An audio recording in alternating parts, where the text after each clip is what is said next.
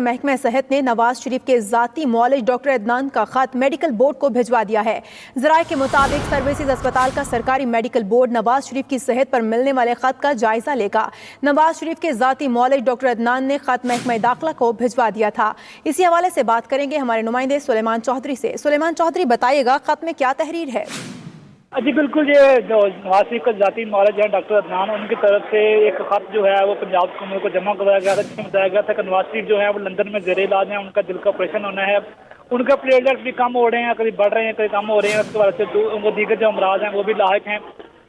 جو پنجاب حکومت نے جو محکمہ داخلہ کو ملنے والا جو خط ہے جو اس نے محکمہ صحت کو بھجوایا تھا، محکمہ صحت نے اب جو ہے اس خط کو باقاعدہ طور پر جو سرکاری میڈیکل بورڈ کے سربراہ پروفیسر محمود اجاز ان کو بھجوا دیا گیا ہے۔ جو میڈیکل بورڈ جو ہے وہ اس خط میں جو تحریر ہے نواز شریف کے حوالے سے علاج معالجہ درج کیا گیا، اس کے حوالے سے تفصیلات کا جائزہ لے گا اور اپنی رپورٹ جو ہے پنجاب حکومت کو پیش کرے گا۔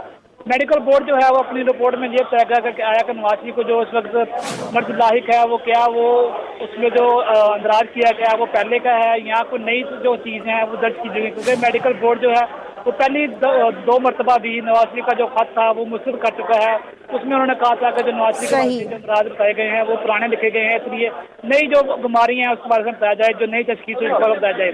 اب جو میڈیکل بورڈ جو ہے وہ اپنا میڈیکل بورڈ خط کا جائزہ لے گا، اس کے بعد کچھ خط میں بتائے گا۔ بہت شکریہ سلیمان چودھری اس حوالے سے ہمیں آگاہ کرنے کے لیے۔